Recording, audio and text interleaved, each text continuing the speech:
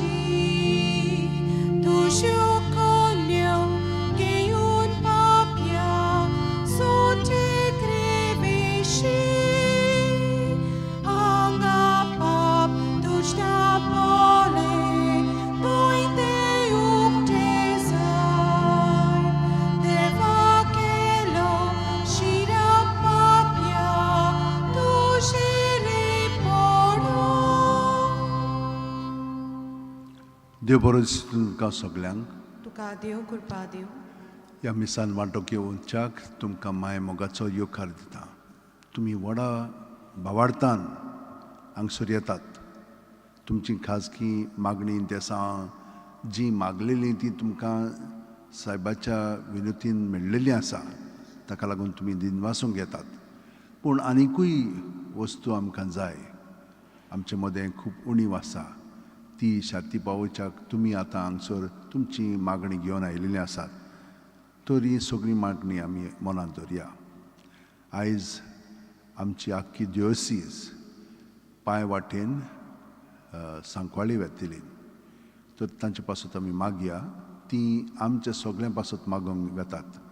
देवान तांकां कृपेन भरची आनी आमकांय सगळ्या जाणांक बरेंपण फावो करचें. प्रोवेस गीत अशें म्हणटा, तो म्हाका उलो मारता तेन्ना हांव ताका जाप दितलों, ताका वाटायतलों आनी वैभवान भरतलों. लांब आवक दिवन ताका दादोशी करतलों. देव आमकां हे भाशेन आश्वासन दिता की तो आमचें सगळें आसा म्हणून. तर आतां आमी भक्तीपणी ह्या मिसान वांटो घेवया. बापाचे आनी पुताचे आनी पवित्र आत्म्याचे नांवें. आमच्या सुम्या जेजू क्रिस्ताची कृपा, देवाचो मोग आनी पवित्र आत्म्याचो एकवट तुमचे सवे आसूं. देवाची भुरगीं आमी सगळीं जाणां बरीं, पूण आमचे मदें वायट सोयो आसात. ह्यो सोयो देवाच्यो न्हय, ह्यो आपल्यापणाच्यो, ह्यो आमच्या गर्वाच्यो. हाका लागून आमची उतरां कोन्यो खूब फावटी दुसऱ्यांक दुखयता. आनी जाणो जायात की जेन्ना आमी दुसऱ्यांक दुखयता तेन्ना आमी आमकांच दुखयता. कित्याक आमी सगळीं जाणां एक कुडीची, जेजूचे कुडीची आमी. तर हे भाशेन ही पातकां आमची सायबा तूं काडून उडय आनी पोत्तून तूं आमकां कृपेन भर म्हणून हे मागणी आतां आमी सगळीं जाणां हात जोडया, दोळे धांपया आनी काळजान थावन म्हणया. हांव पातकी सोरपो दितात देवाक आनी तुमकां भावा भयणीनो म्हजो गुन्यांव विचारून सांगता. मनान चिंतून तोंडान विचारून, वायट आदारून आनी बरें सोडून हांवें जायतीं पातकां केल्यांत. हो म्हजो अपराध, हो म्हजो अपराध, हो म्हजो भोव व्हड अपराध. ह्या पासत घेवन सुद्दां सांकवार मारयेक सगळ्या देवदूतांक आनी भक्तांक आनी तुमकां भावा भयणीनो म्हजे खातीर आमच्या सर्वेस्परा देवा लागीं विनोती करात म्हूण प्रार्थना मागता. तकल्यो बागोवन वा आशिर्वाद घेवया. सोर पोदेदार देव आमची काकळूत करूं आनी आमची पातकां बोगसून आमकां सासणाच्या जिविताक पावो. आमेन.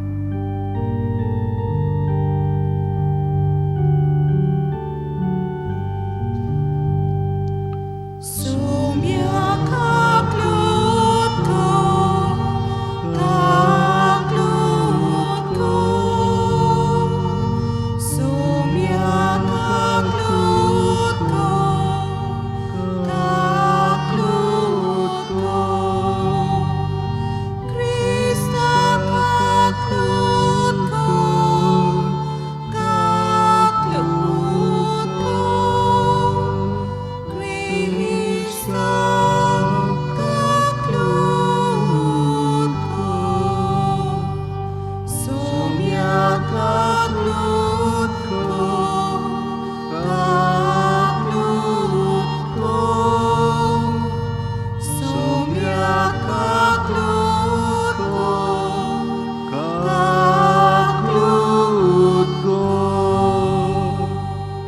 मागुया. सुर्गींच्या बापा, पवित्र आत्म्यान भरलोलो तुजो पूत जेजू स्नान घेतोच अरण्यांत गेलो. थंय 40 दिसांच्या उपवासान आनी देंवचाराच्या ताळण्या वरी ताची परिक्षा जाली आनी तो जैतिवंत जालो. तशेंच आमकां तुज्या आपणायलेल्या भुरग्यांक तूं पवित्र आत्म्यान भरताय आनी आमचे जिणेंत धोणवण करूंक आनी देंवचाराच्या लागीं झुजूंक आपयताय. हे परिक्षेंत आमी तुका विस्वाशी रावंक आनी जैतिवंत जावंक तुज्या पवित्र आत्म्याचें आमकां बळ दी.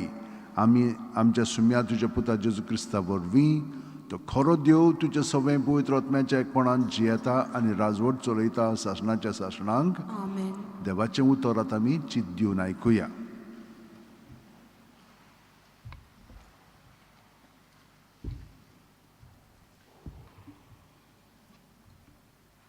उत्पत्तीच्या पुस्तका वेले वाचप.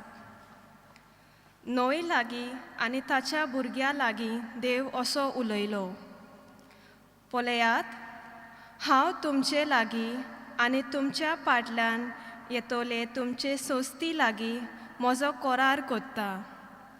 तशेंच तुमचे बरोबर आसलोल्या सगळ्या रोचना लागीं, जावं ती सुकणीं, गोरवां वासरां आनी खंयचीं जनावरां, तारवांतले भायर चल्ला आनी पृथ्वीचेर जियेता तितल्याय लागीं हो म्हजो करार.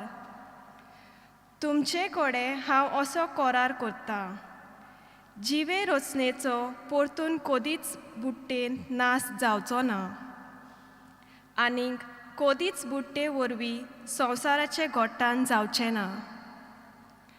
देवान म्हणलें, म्हजें आनी तुमचें मोदें आनी तुमचे बरोबर जियेतोल्या सगळ्या रोचना लागीं जो हांव सदांकाल तोखपाचो करार कोत्ता, ताची ही आसा खुणा, म्हजें आनी संवसारा मोदें स्थापलोल्या कराराची खुणा जावच्याक हांव म्हजें दोंदुबाल कुपांनी घालतलो. जेन्ना पृथ्वे वयर हांव कुपां जमयतलो आनी कुपांनी दोंदुबाल दिश्टी पडटलें, तेन्ना जो म्हजे आनी तुमचे आनी सगळे तरेचे दर एके जिवे रचने मोदें करार केल्लो आसा, ताचो हांव उगडास कोत्तलो. आनी अशी आनीक कदींच उदकाची बुट्टी आसची ना आनी सगळी जिवी रचना नाताक जावची नात. देवाचें उतर हें. देवाचें वळखा. आमचो जबाब जातलो, सर्वेस्पराच्यो वाटो सगल्योच मोगाच्यो आनी विस्वाशीपणाच्यो. सगळीं म्हणोया. सर्वेस्पराच्यो वाटो सगल्योच मोगाच्यो आनी विस्वाशीपणाच्यो. तुज्यो वाटो म्हाका ओळखून दी सर्वेस्परा, तुजे मार्ग म्हाका दाखय. तुज्या स्वताच्या मार्गा वेल्यान म्हाका चलून व्हर. म्हाका तुजी जानवाय शिकय. तूं म्हजो देव, तूंच म्हजो तारोक. जबाब. सर्वेस्पराच्यो वाटो सगल्योच मोगाच्यो आनी विस्वाशीपणाच्यो. तुजी काकलूत विसरूं नाका सर्वेस्परा. तुजो पुर्विल्ल्या कालाचो मोग मनान दवर. तुज्या बोलेपणा खातीर सर्वेस्परा दीस रात तुजेर विस्वास दवरून आसा. जबाब. सर्वेस्पराच्यो वाटो सगल्योच मोगाच्यो आनी विस्वाशीपणाच्यो. सर्वेस्पर बरो आनी एकाच उतराचो. वाट चुकलोल्यांक तो मार्गार हाडटा. खालत्यांक तो स्वताच्या मार्गान चलून व्हरता. दुर्बलांक आपली वाट दाखयता.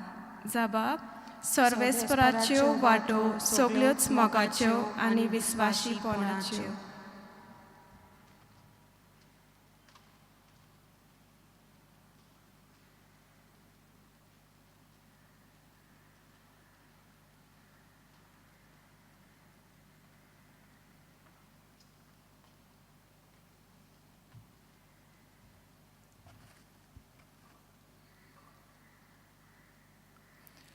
बागीवंत पेद्रूचे पयलें चिटीवेलें वाचप. , , , , , , , , , , , , , , , , , , , , , , , , , , , , , , , , , , , , , , , , , , , , , , , , , , , , , , , , , , जेजू क्रिस्ता सारको निरोपराधी आसलो तरी आसतना आमकां देवा सरशीं पावोवंक तो एकूच फावट पातकान लागून मेलो.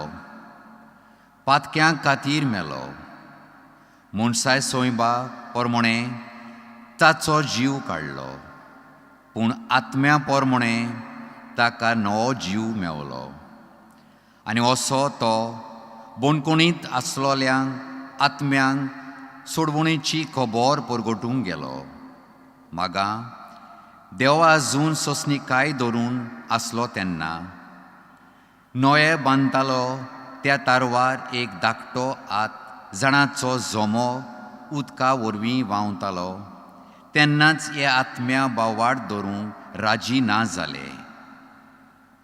तेन्नाचेन उदक आतांच्या तुमकां तारोन दितोल्या पवित्र स्नानाच्या कुणां तें कुडीचो बायलो मेल धुवन काडिना, पूण हे स्नानान जेजू क्रिस्ताचे पुनरुज्जीवनपणा वरवीं मनीस बऱ्या काळजान देवाक भास दिवन आपणाची भेटवणी करता. हो जेजू स्वर्गार भितर सरला आनी देवदूतांक अधिकाऱ्यांक आनी पदव्यांक आपणा काल धरून देवाचे उजव्याक बसलोलो आसा. देवाचें उतर हें देवाचें व्हड उपकार. उद्गार.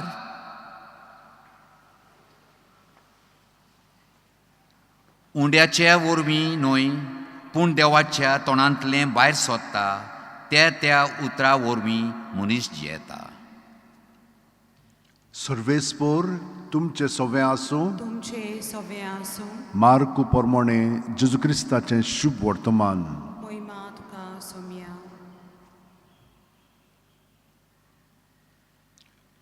जेजून स्नान घेतल्या उपरांत रोखडोच आत्म्यान ताका ओरोण्यांत धाडलो आनी 40 दीस तो ओरोण्यांत रावलो आनी सैतान ताका नाडटालो. जनावरां बरोबर थंय तो रावलो आनी देवदूत ताची सेवा कोत्ताले. जुआवांक धरून कैदी केल्या उपरांत जेजू गालिल्याक गेलो आनी थंय देवाचें शुभ वर्तमान अशें परगटूंक लागलो. काळ भरलो आनी देवाचें राज लागीं पावलां. जिवीत बदलात आनी शुभ वर्तमान मानून घेयात. जेजू क्रिस्ताचें शुभ वर्तमान हें. पाकानी तुका क्रिस्ता.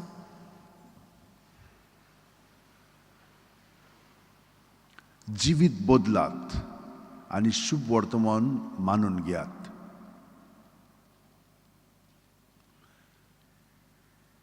एक जाणो जावया की आमी सगलीं हांगसर आसा तितलीं कुरपेन भरलेलीं. जेजू आमच्या बावतिस्मा वरवीं आमचे भितर जियेता. आमकां पातकांतली सुटका दिलेली आसा. भितरल्यान आमी ताका एकवटोन आसा, पूण भायल्यान खूब पाटी आमी आमचें जिवीत आमकां जाय पळय तशें घडोवन हाडटा. म्हणटूच हांगसर 2 भाग कशे जाता आमचे मदें. एक भायलो आनी एक भितरलो.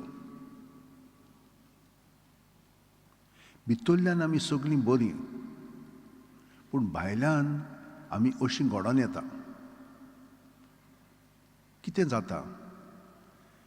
जे आमचे अणभव आसात ते आमी आमचे वस्तुंकी समजोन घेता.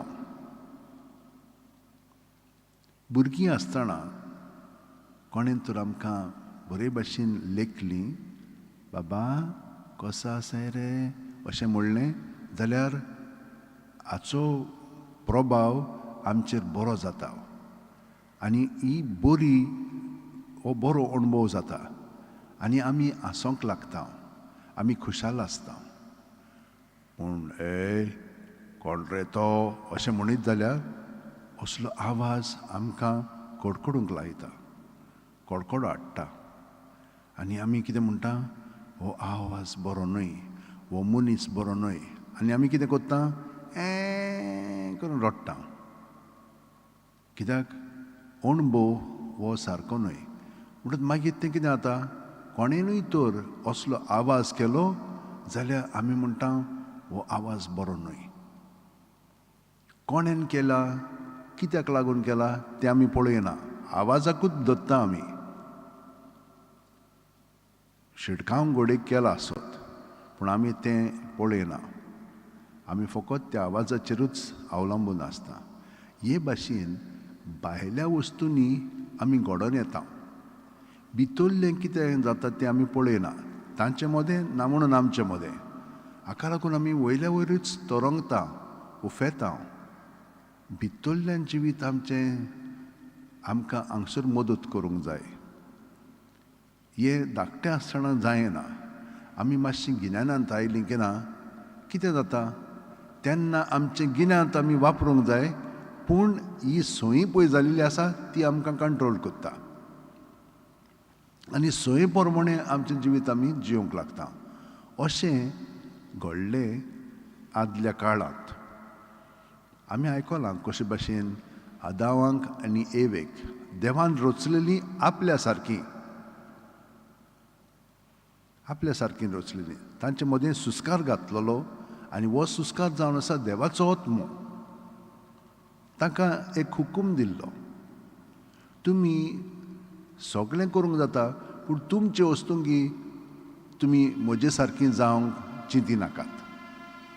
आनी देव तांकां तेंच सांगता, कितें सांगलां तुका, ना ना ना ना तो देव जाणा की तूं तो तशें करशी जाल्यार तूं देवा सारकें जातलें म्हणून. वय मागीर चिंतूंक पडटा, पळय कशे भाशेन तो फुसलायता पळय तो आनी फसयता. मागीर तांकां देवा सोडशिल्लीं सोंपेपणी ताचे बरोबर संबंद दवरूंक जायना, लिपतात ताची सोडशिल्लीं. आनी हे भाशेन आमी भितरल्यान लिपोंक लागता. आनी जें आमी लिपयता तें आमी सुगूर करून दवरता. ना, तें आमी देवा कडेन दिवंक जाय, पूण जावंक ना. हाका लागून दुसरें वाचप आमकां सांगता, जेजू क्रिस्त आमचे सारकेलो जावन आयलो. तो आमचे गोतीचो, पूण ताणेन आमकां कितें दाखयलां, हें भितरल्यान जिवीत भायल्या अणभवांक कशे भाशेन समजून घेवंक जाय तें ताणेन आमकां दाखयलां. म्हणून ताणें कितें केलें, ज्यो ताळण्यो पळय येताल्यो, कोण ह्यो ताळण्यो हाडटा, एक वायट आत्मो आसा आनी एक बरो आत्मो आसा. देवासून उपजवता तो बरो आत्मो. ह्या संवसारांतल्या चाली प्रमाणें आसा पळय तो जावन आसा देंवचार. तो आमकां सदांच फुसलायता. फुसलायता म्हणजे कितें, सारकें सांगिना, आमकां बोलोवन घेता. आमकां आपलेपणांत रावलीं की ना तें मागीर आमकां आवडटा आनी दुसरें आमी नाकारता. हे आमी पत्करता, पूण हे भाशेन फुसलायलीं की ना मागीर तो फसयता. मागीर ह्योच वस्तू आमकां आपल्या ताब्यांत करता, ताचे आमी गुलाम जाता. तातूंतली आमकां भायर सरोंक जायना. कितले प्रयत्न केले ना, तें भितर रुजलेलें आसता. पूण भितर देव आहा न्हय, म्हणटा आमी कितें करूंक जाय, तें देवा सरशीं हाडूंक जाय. कित्याक जेजून हे पातक पळय आमचें आसा जें आमकां कंट्रोल करता तें आपणाचेर घेवन आपले कुडींत ताणेन आमकां सुटका दिलेली आसा. आनी ताची सुरशीं आयली की ना तो आमकां सगळें बरें पळय तें दिता. एकलो भुरगो एका हातून गेल्लो, कितें म्हणटा तें जनरल स्टोरान, आनी थंयसर गेल्या उपरांत तो धाकटो भुरगो आसलेलो. थंयसर एक व्हडले जार आसलेले आनी तातूंत तरेतरेची चॉकलेटी आसलेल्यो. हो भुरगो ते चॉकलेटींकूच पळोवन आसलेलो. दोनी आयलो आनी ताणें पळयलें की हो भुरगो त्या जारांतल्या चॉकलेटींक पळयता. ताणें ताका सांगलें, बाबा काड. चोपको मार आनी काड हो काडिना माय म्हणटा काड रे बाबा हो काडिना पळयता थितरूच मागीर वेताना तरी पूण तोच हा त्या ऑनरान कितें केलें एक बरो व्हडलो चोपको मारलो आनी ताणें कितें केलें ताची उंटी घेतली आनी सगळें तातूंत घातलें मागीर भायर गेल्या उपरांत ताणें आपल्या बॉल्सान घातलें सगळें मायन विचारलें बाबा कित्याक लागून तूं त्यो चॉकलेटी काड नासलेली ताणें तुका सांगलेलें मरे काड म्हणून माय म्हण लागलो म्हजो हात धाकटो आहा ताचो हात व्हडलो आहा ताका लागून म्हाका सुबेज चॉकलेटी मेवल्यो हेच भाशेन आमी जेन्ना मागता तें इल्लेंच मागता देवाक भरपूर दिवंक जाय आमकां तर आमी सांगूंक जाय देवाक सायबा तूंच आमकां भरपूर दी ताका लागून आमी ह्या ताळणेंनी पडोंक फावना आमचे जेन्ना आमी भितरल्यान आपलेपणान जियेता तेन्ना आमी उणें मागता जेन्ना आमी देवा सोबें जियेता तेन्ना आमी म्हणटा देवा तूं आमकां जाय पळय तें दी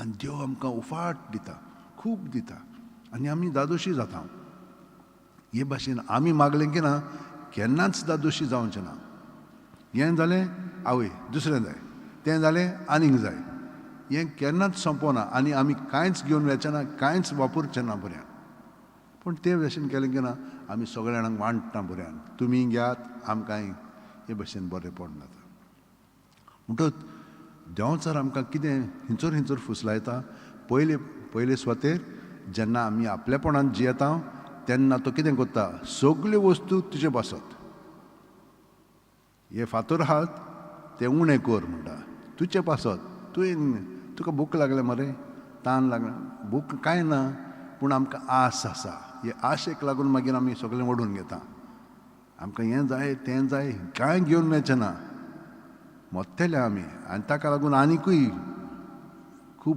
पिडापीड सोंसलेल्या चड आसलें म्हणटच आमी खुशाल ना पूण चड आसत तर ताका चिटकोन रावंक फावना दुसऱ्यांकूय दिवंक जाय ते भशेन दिलें म्हणटच आमी दादोशी जाता दुसरें म्हणचें आमकां वर्रात जाय सगळ्यांनी बरें मातशें कितें कर आतां जेजूक सांगता तो देंवचार आरे उडी मार रे चमत्कार कर रे तुका सगळ्या जाणां म्हणटलीं आ शी कितें करता हो ना म्हणटा तसलें करिना मग आमकांय तसलेंच जाय आमी बोलता पयशे आसले की ना सगळ्या जाणांक दिता पूण कित्याक लागून म्हजें नांव आरे कितें बरो आहा शे एकदम बरो म्हणटात पूण तें पयशे गेले की ना कोण मागीर तुका पळयना म्हणटा हे बुलीन आमी पडोंक फावना आनी म्हणचें तिसरें म्हणचें आमकां सगळें कंट्रोल करूंक जाय घरांत हें सगळें आहा तें म्हजे कडेन करिना जाल्यार मागीर पळयात तुमी हे भशेन जबरदस्तीन आमी करूंक लागता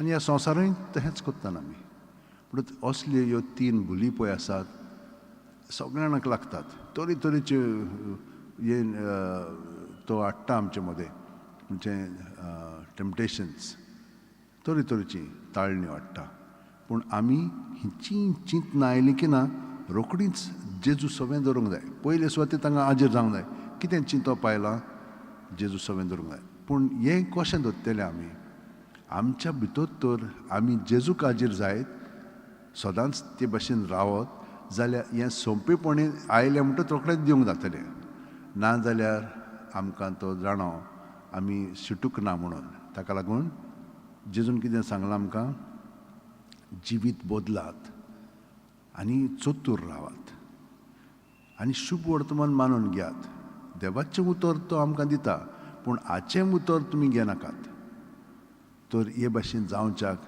हांव तुमकां सदांच म्हणटा जेजू जो आमचे भितर आसा ताका वेळ दियात आपल्या बापाय सवें मागणें करच्याक जशे भाशेन जेजून संवसारांत आसतना सगळो वावर केलो दिसाचो आनी मागीर तो ओगेपणांत मागणें रावतालो हे भाशेन आमी जेजूक आमचे सवें आसा ताका हो वेळ दिवया जेजूच्या एकवटान रावया पूण जेजू आमचे सवें बापायक मागणें करतलो आनी आमकां आपलेपणान भरपूर दितलो तो चोपको ताचो व्हडलो तो आमकां सगळें दितलो हे भाशेन न्हिदोंक गेलें की ना रातभर तो आमचे मदें आपलें बरेपण चलयतलो. आमी मोबायल जेन्ना चार्जिंगाक घालता तेन्ना आमी जाणो कितें जाता पळय तें जाणो, पूण तातूंत ती सगळी शक्ती येता न्हय. तेच भाशेन जेन्ना आमी वेळ देवा सवें सादता तुमकां कितें दिसता, ताची शक्ती आमचे सगळें येतली. पूण ती शक्ती येवच्याक आपल्यापणांत रावंक फावना, आमी जेजू बरोबर रावंक जाय. ताका लागून ताच्या नांवांत तर आमी रावत. सुस्कार घेता तेन्ना जेजू आमचे कुडींत मनांत ओतम्यान येता. सुस्कार भायर सुट्टाना जेजू जेजू जेजू म्हणून हें सगळें भितर हातलें भायर काडया. जेजूच्या नांवान तें भायर काडलें, ताचेर तो आशिर्वाद घालता. बरें तें अदीक बरें करून वायट हातीन काडून ताचें बरेंपण आमचें सगळें भोगता. हें जाणो जायात. रातभर 1 वर न्हय 4, 5, 6 वरां हे भाशेन मागण्यांची जातात. देवा सगळें आमी हो वेळ सादता. उठ्ठाना ताका एकवटून उठया आनी ताचें सगळें दवरया आनी पळयात चार्ज आमी जेजून जालेलीं आसा. दीसभर मागीर आमी जेजू सगळें दवरून जियेतले आनी ताळणी आयली की ना रोखड्योच आमी जेजू सगळें दवरतले आनी तो आमकां शिकयतलो कशे भाशेन फुडलीं पावलां मारून. पूण तो चतूर आसा, तरेन आमकां तो फसयता. पूण फसयली म्हणटूच पोत्तून रोखडेंच दवरया. कुमसाराक वचून आमचें पोत्तून जिवीत जेजूचे जिवितान थिरावया. हे भाशेन केलें की ना आमकां आनी कांय वायट जावपाक ना. सोंपें हें, पूण प्रॅक्टीस करूंक जाय आनी आमी विस्वाशी रावंक जाय. सगळीं जाणां आमच्या हात अशें वणटीन दवरया, दोळे बंद करया. प्रत्येक सुस्कारान जेजूचें बरेंपण आमचें सगळें भरोन येता. तो चोपको देवाच्या हातांतलें आमी घेवया. आमचे कुडींत मनांत ओतम्यान तो गोच भरून आपलें जिवीत भोगता. आमी ताचें जिवीत आनी आमी आपणायलेलें जिवीत सगळें ताच्या स्वाधीन करया. सुस्कार भायर सोडटना जेजूच्या नांवान तें भायर काडया. भितरल्या भितर सुस्कार काबार जायसर जेजू जेजू जेजू म्हणीत रावया. सुस्कार काबार जायसर मागीर बरो सुस्कार घेतना जेजूचें सगळें बरेंपण आमचे भितर भरोन येतलें आनी जें आमचें सगळें आसा तितलें भायर केलेलें आसा भितरल्यान आमी रिकामी जातल्या. वायटपण गेलेलें आसा त्या जाग्यार आतां ताचें बरेंपण भरोन येतलें आनी हे भाशेन जेजूच्या जिवितान आमी अदीक चिटकून रावतले. तो आमचे भितरूच आसा. हे परी ताचें जिवीत आमचें सगळें वाडटलें. आमी आपलेपण आमचें उणें जातलें आनी देवाचें राज खरेपणी आमचें सगळें स्थापन जातलें. शुभ वर्तन मानून घेयात. वय आमी घेतले. जेजूक आमी घेतलो म्हणटच बाकीचें सगळें आमचें जातलें. आतां आमी सगळीं जाणां जेजू सगळें आसा तर आमच्या भावार्थान जो ताणें आमकां शिकोवन दिलेली आसा त्या शुभ वर्तमानांत आमचें जिवीत थिरावया. सगळीं उबी रावया आनी दोळे धांपूनच जें आमी सोत मानता तें उचारून तातूंत आमचें जिवीत अदीक खोलावया. सोत मानता देवाक, सोरपुदेदार बापाक, स्वर्गा आनी पृथ्वीच्या रोसणाराक आनी जेजू क्रिस्ताक ताच्या एकल्याच पुताक आमच्या सोम्याक तो पवित्र आत्म्या वरवीं गर्मी सांबाळलो. आंकवार मारयेंत थावन जल्मलो. पोंच पिलाता खाल ताणें कोश्ट सोंसले. ताका खुर्सात जोडलो. तो मेलो आनी ताका निकी पिलो. तो मेल्ल्या मदें देंवलो. तिसरे दिसा मेलेल्यांतलो जिवंत जालो. स्वर्गांत चडलो.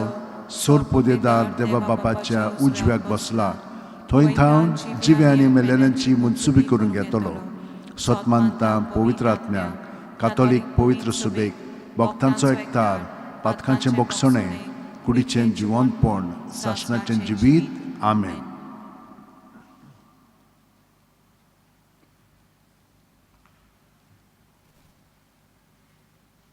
आमच्यो थोड्यो गरजो आतां आमी देवा मुखार मांडया.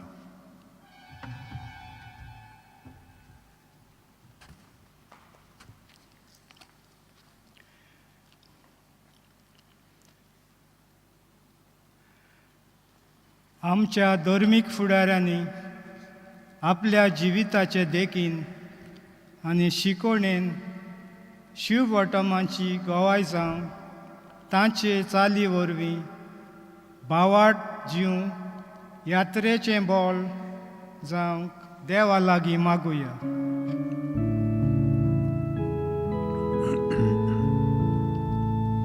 Jésus, नावान बापा हे मागणे कोता तुका. आमच्या सरकारी वडिलांनी कश्टावताले पोरजेचे उस्के समजूंक आनी देवान स्त्री लागीं केलोलो करार सगळे गंभीरतायेन पाळूंक देवा लागीं मागुया.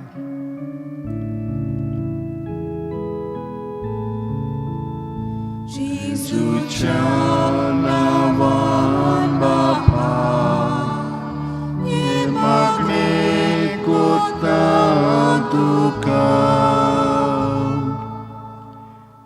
ह्या प्राचीत काळांत आमी धाकटी वस्तूंनी आमकां उणें करूंक शिकूंक आनी हे तरेन साद्या प्राचिता वरवीं जेजूच्या कश्टाचें बोल अनुभवूंक पावूंक देवा लागीं मागुया.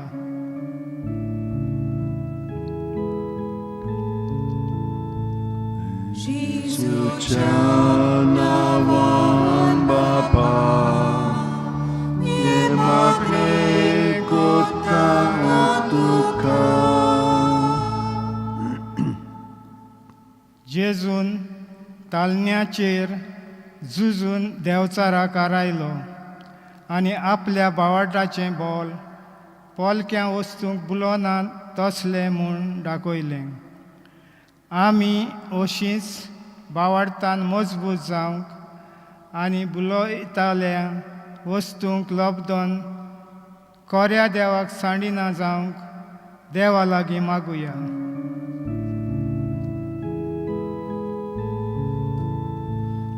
तुझ्या नावान बापा हे मागणे कोता तुका. आमची खाजगी मागणी जी आमी मनांत हाडलेली सुरवातेक तीच आतां आमी देवा मुखार पोत्तून मांडया.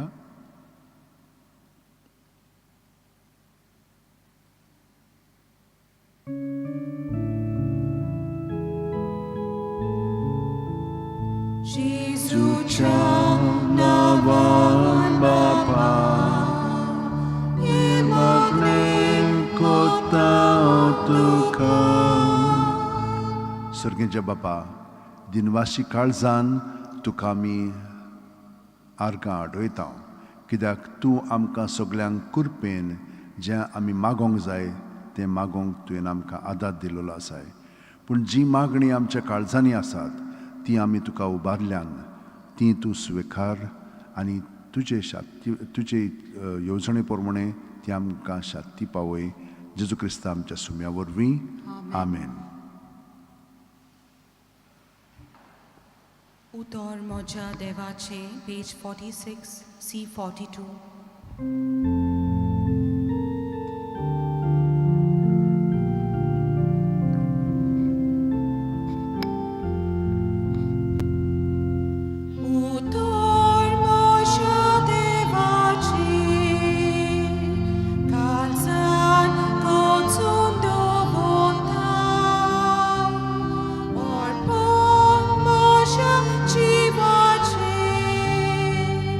Baba, Mukti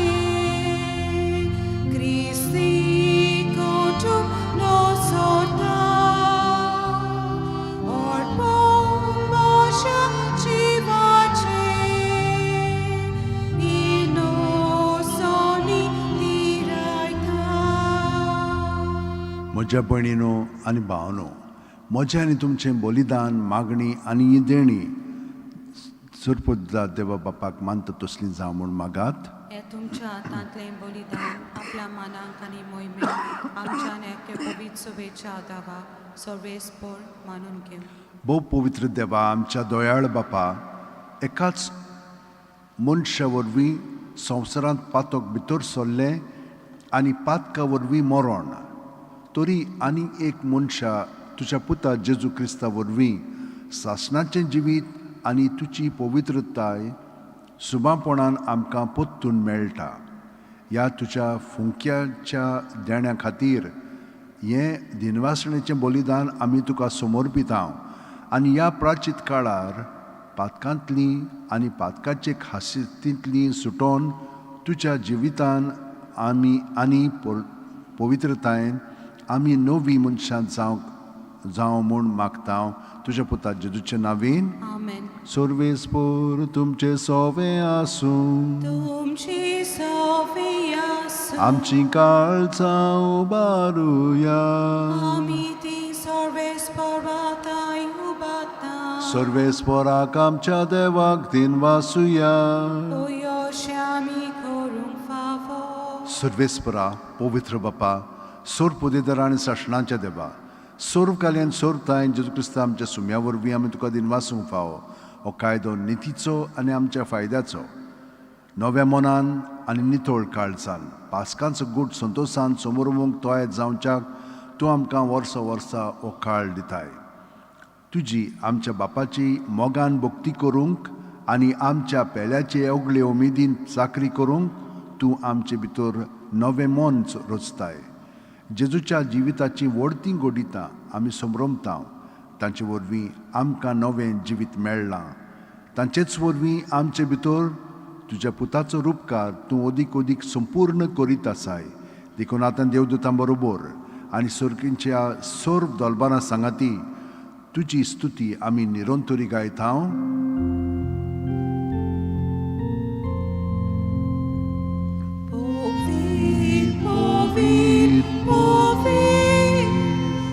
Dolbaranco sorvespor tu, sorgani samsar bola tuja vojbova. Usorgi tu kazuizu, sorvespor navi yetata kazui. Usorgi tu kazuizu,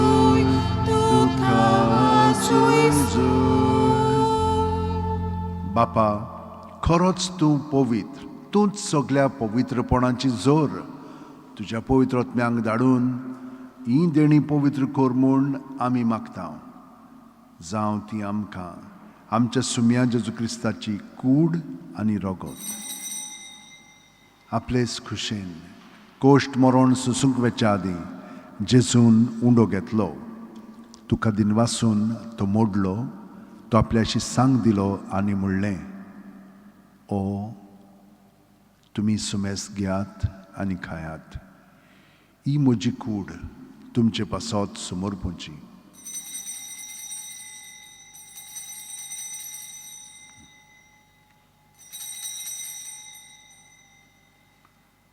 तेच पुरी जेवण जातोच जेजून काल्स घेतली. तुका नव्यान दिनवासलो बापा, ती आपल्याशी सांग दिली आनी म्हणलें, तुमी सुमेस घेयात आनी आंतलें पियेयात. ही म्हज्या रक्ताची काल्स, नव्यान साशणीक कोराराचें रगत, पातकांचें बोगसणें मेळच्याक तुमचे पासत आनी सुमेस्त मनशां पासत तें वारोवतलें. हें म्हज्या उगडासाक करात.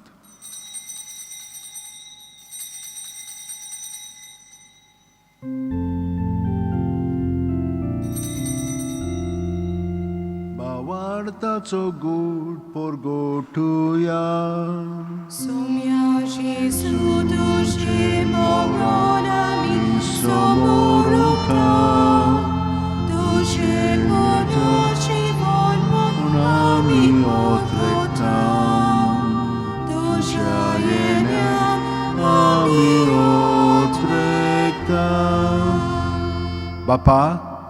जेजूच्या मरणाचो आनी पुनर्जीवणपणाचो आमी भक्तीपणी उडास करता आनी वो जिविताचो उंडो आनी सोडवणीची काल्स तुका समर्पिता. तुजे मुखार येवंक आनी तुजी सेवा करूंक आमकां फावो केलें देखून आमी तुका दिनवासता. आनी जेजूची कूड आनी रगत शेवतेल्या आमा सुमेस्तांक पवित्र आत्म्या वरवीं एकठांय कर म्हूण आमी नम्रतायेन मागता.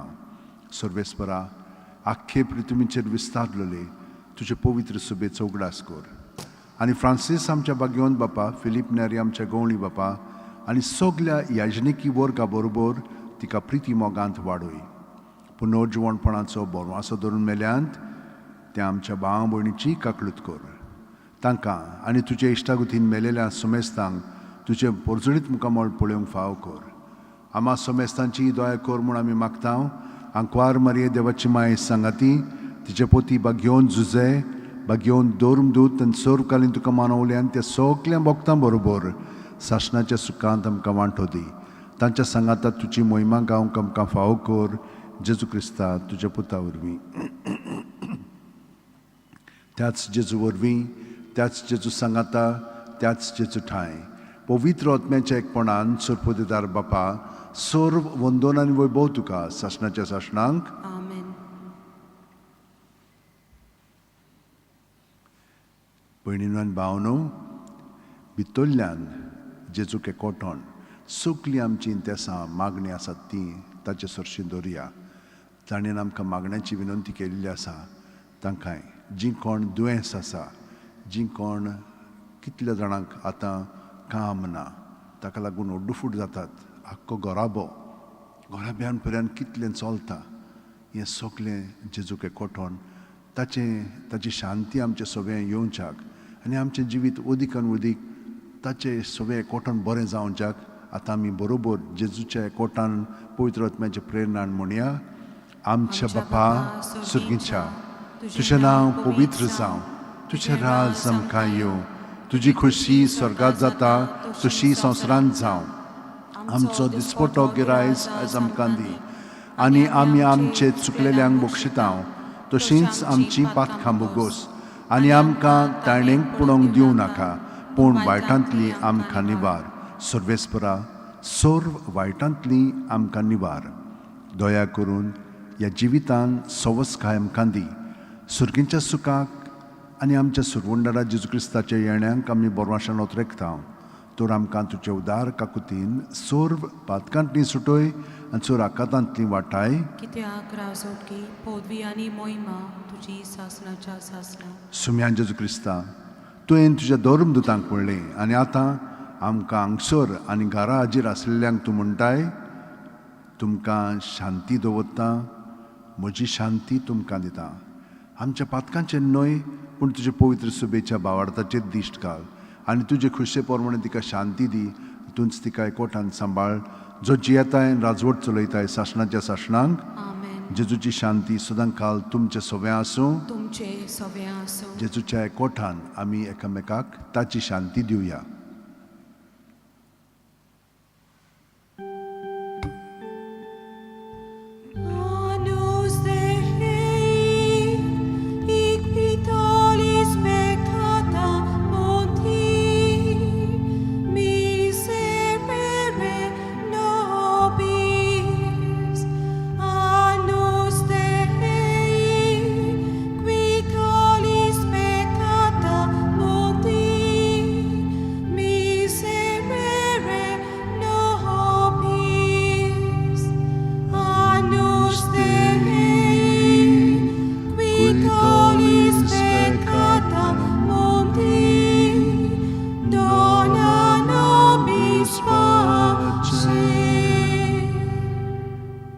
ही देवाची शेळी संवसाराचे पाप काडटा ती. शेळयेच्या जेवणाक पयल्यान ती आमी सगलीं सुभागी. सुम्या, तुवें म्हज्या भितर येवचें म्हाका फावना, पूण तुज्या एकाच उतरान म्हाका भलायकी मेळटली. क्रिस्ताची कूड आनी रगत आमकां सासणाच्या जिविताक सांबाळूं. आमेन. म्हजे जेजू, भोव पवित्र संस्कारान तूं सदां हाजीर आसाय म्हूण हांव सोत मानतां. सगल्या वस्तू परस तुजो हांव मोग कोत्तां जेजू, आनी तुका म्हज्या आत्म्यान शेवंक हांव आशेतां. ह्या वेळार तुजें भोवमोलीक मास रगत म्हज्यान शेवंक जायना देखून ओत्मीकपणान तरी म्हज्या काळजांत ये म्हूण हांव मागतां म्हज्या काळजांतूच आसलेले परी हांव तुका वेंग मागतां आनी सगळोच म्हाका तुका एकवटता तुजे सुरशिलो कोडसूनूक म्हाका केदींच दिवं नाका आमेन. Mogal Jesu yo tu yo, page 61, D31.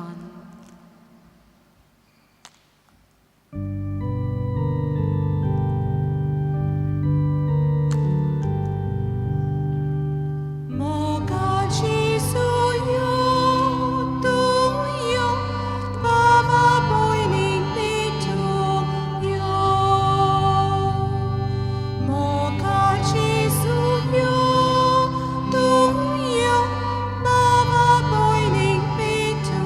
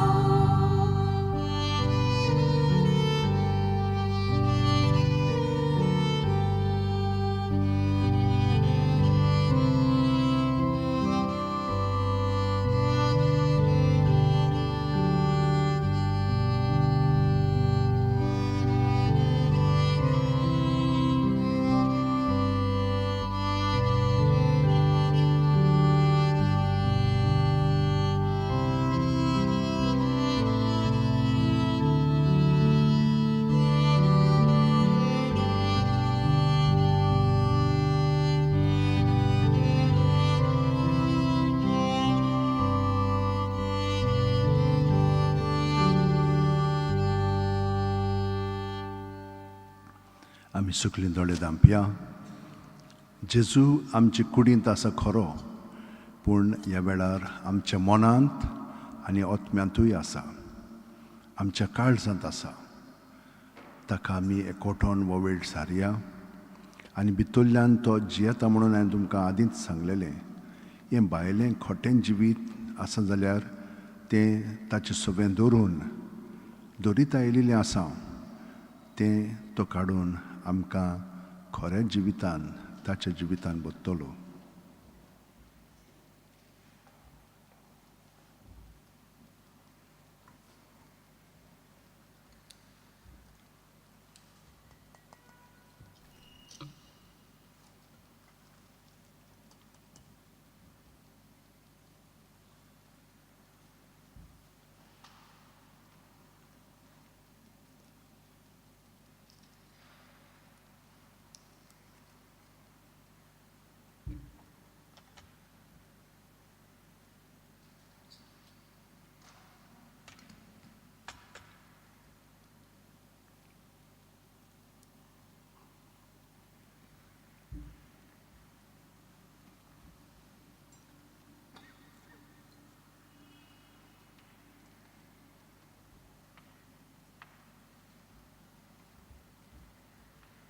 घे दोनिया म्हजी सत्या, म्हजी खुशी, म्हजें गिन्यान, म्हजें काळीज, सगलें म्हजें तितलें तुवें तें म्हाका दिलां.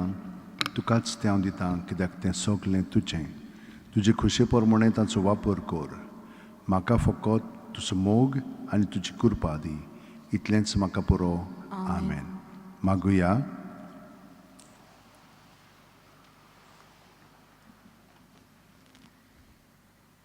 काकलुत्सरा देवा, आदांव बापाची पातकी भुरगीं आमी, पूण तुज्या पुताच्या प्राचिता आनी कोश्ट मरणा वरवीं ताचे बरोबर आमी पातकाक मेल्याव. ही दोनूय स्वता ओळखून हो प्राचीत काळ तुजे कृपेन आमी सुरू केला आनी आज ह्या पवित्र जेवणांत वांटो घेतला. ह्या सुरकेच्या उण्याच्या बोळान जेजून दाखयल्ली दोणवणेची आनी प्राचिताची वाट थिरायेन दवरूंक आनी हे परी पातकाक आमचे वयर राज चलूंक दिना जावंक बोगत तुजी पवित्र जाल्ली भुरगीं कशीं जिवंक आमकां फावो कर. क्रिस्त आमच्या सुम्या वरवीं. मातसो सोगत बसात.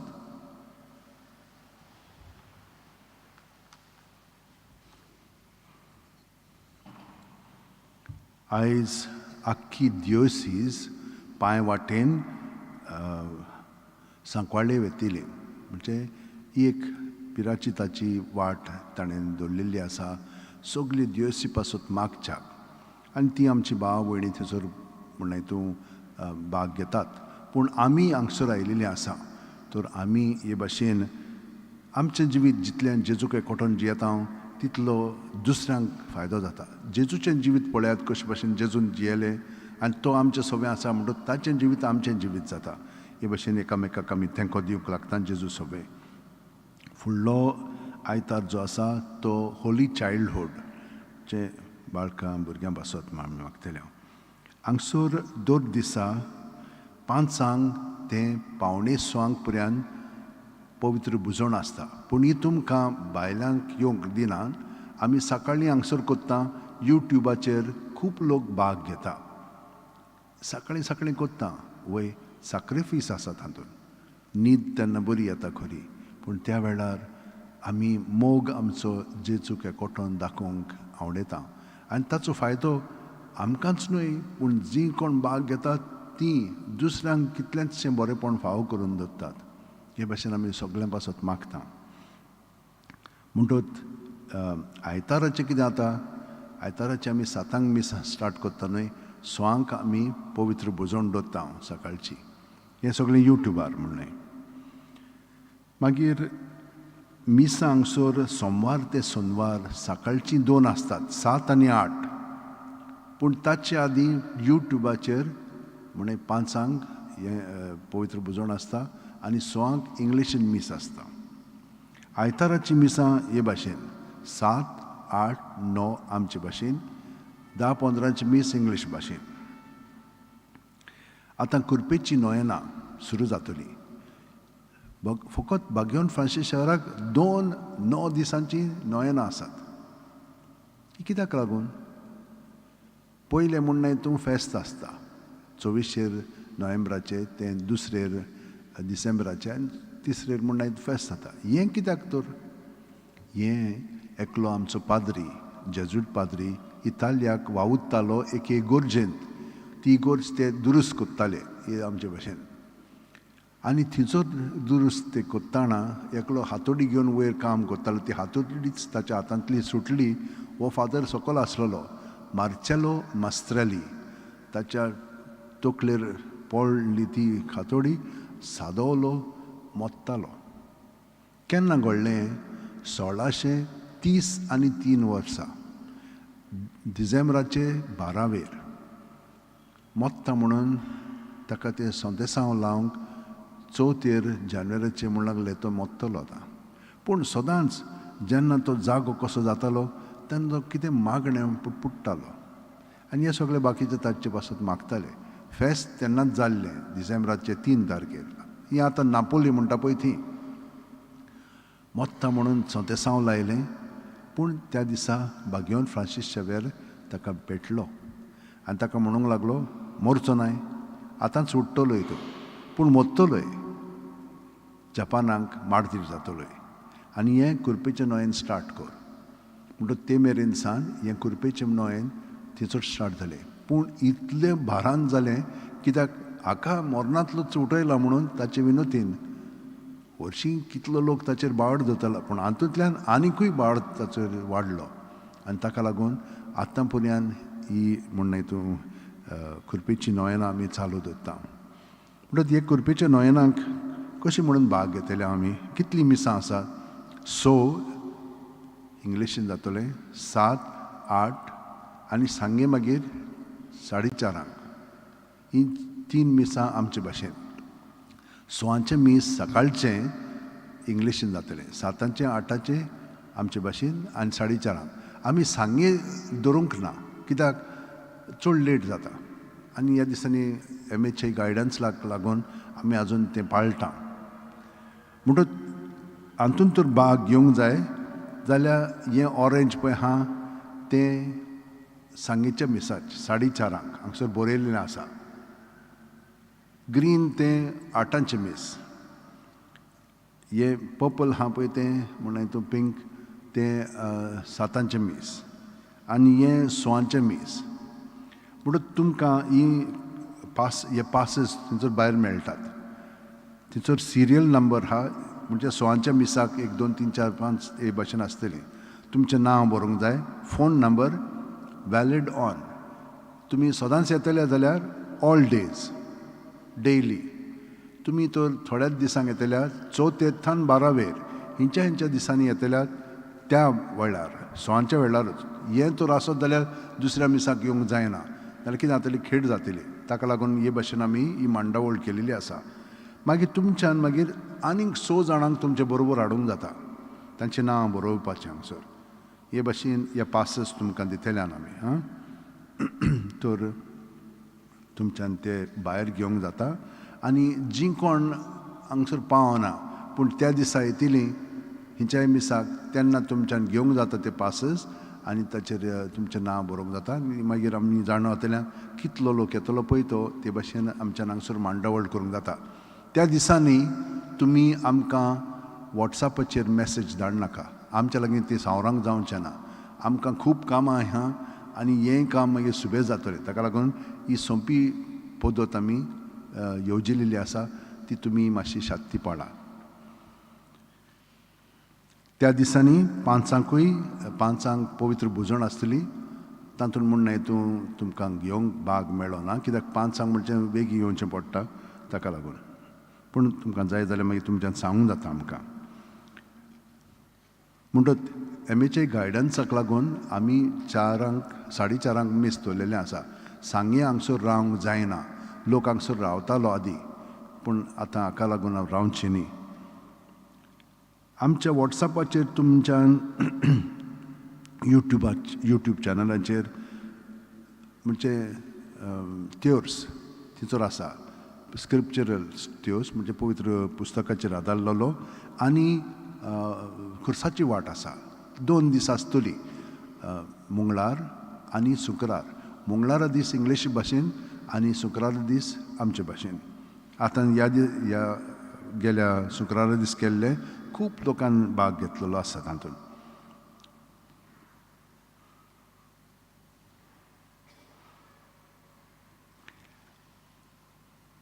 पवित्र काळांत म्हणजे मॉन्डे थर्सडे गूड फ्रायडे आनी इस्टर हांगसर मिसां आसतली आदीं आमी मिसां 2 नाचलेले हांव पूण हांगसर मिसां जातली इंग्लीश भाशेन ते सायडीन आमचे भाशेन म्हणटच आमकां परवानगी दिलेली आसा इतलीं वर्सां परवानगी दिवंक नासलेली पूण जो लोक हांगसर येवंक सोदता भायलो बा तांकां ही संदी आसा ताका लागून सर्विसीस इंग्लीश भाशेन आतां बुकींग केन्ना जातलें हें सगळें जालें की ना नोवेना जालीं की ना 14 येथान मागीर आमी हेच भाशेन पासीस दितले सोयेर मार्चाचे थिंचोर सायबाच्या कपेलान 10 वरांचेर मीस जातलें म्हणटच त्या दिसा 6, 7, 8 आनी मागीर थिंचो 10 आनी 4:30 मागीर परतून मीस आसतलें सगळ्यांक देव बरें करूं म्हणटा हांगसर जीं आमकां मदत करता तितल्यांकूय कोयराकूय जीं वाचपाक कोत्ता देव बरें करूं तुमकां सगळ्यांक तुमी भाग घेतात व्हडे भक्तीन आनी हांगसरूच न्हय हजारांनी लोक आख्ख्या संवसाराक भाग घेता आमचीं गोंयकारां खंयचर हान आमी पळयता आख्ख्या संवसाराक तान पळयतात हांगसरलीं मिसां तर तुमकां सगळ्यांक देव बरें करूं म्हणटा तुमी आमचे पासत मागात आनी आमी सदांच तुमचे पासत मागता उबी रावन आशिर्वाद घेवया सर्वेस्पर तुमचे सवें आसूं तुमचे सवे आसूं आनी सोर पुदेतात देव बाप आनी पूत आनी पवित्र आत्मो आमचेर आशिर्वाद घालूं आमेन वचून याद क्रिस्ताची शांतीन आनी मोगान तुमकां धाडटा देवाचे वडो भाग्यवंत फ्रांसीस शेवेरा जेजूच्या मोगान तुजें काळी सदांच लासतालें देखून जेजूचें नांव आनी सोडवणेची बरी खबर पोरगोटूंक देसांनी तुमगे लोयांचो जीव जोरोवन मेलोय ह्या पासत बापान तुका स्वर्गार मोहिमेंत भरलो आनी संवसारान तुजी कूड लेगून कुसूंक दिली ना ह्या जाण्या खातीर संतोशान आमी बापाक दिनवासता आनी आतां आमचेच पासत तुजी विनोती मागता जोण एकल्यान आपणाक जाय तें भाग्यवंत फ्रांसीस शेवेरा कडेन मागचें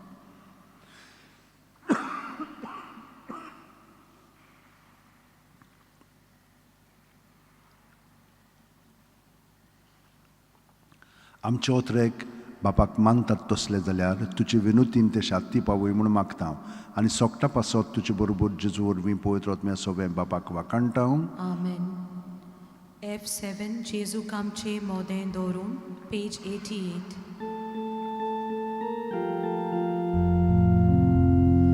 जेजू आमचे मोदें दवरून एकामेकाक विटेना दिवं आमी potun kara Tacia moga początku Jezu kamcie modę doru Jeka meka priti na Dio Solia wami potun kara Tacia moga początku Jezu colo moga rosto ami doria Peľaca kríž Jezu kili Peľaca kríž ami koria Jezu colo moga rosto ami doria Peľaca kríž Jezu kili Peľaca kríž ami koria तुमकां तर कॅलेंडर जाय भाग्यवंती नासाच्या जिवितार आदारलेले जाल्यार बायलांक तुमच्यान घेवंक जाता थँक्यू